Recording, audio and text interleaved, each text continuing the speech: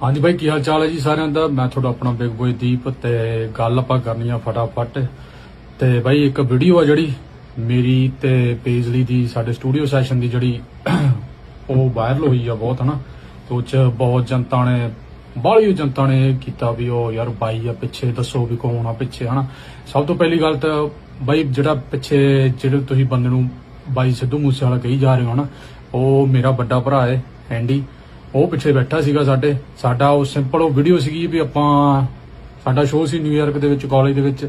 ਉਸ ਤੋਂ ਬਾਅਦ ਅਸੀਂ ਸਟੂਡੀਓ ਸੈਸ਼ਨ 'ਚ ਬੈਠੇ ਸੀਗੇ। ਅਕਤੂਬਰ 25 2025 ਦੀ ਗੱਲ ਹੈ, ਠੀਕ ਹੈ। ਅਸੀਂ ਸਟੂਡੀਓ ਸੈਸ਼ਨ ਦੇ ਵਿੱਚ ਬੈਠੇ ਸੀ, ਉੱਥੇ ਆਪਣਾ ਜੈਮ ਸੈਸ਼ਨ ਚੱਲਦਾ ਪਿਆ ਸੀ, ਪੂਰਾ ਬੀਟ ਚੱਲ ਰਹੀ ਸੀਗੀ। ਲੈਜੈਂਡ ਗਾਣਾ ਦਿਮਾਗ ਦੇ ਵਿੱਚ ਆਇਆ, ਅਸੀਂ ਗਾਤਾ,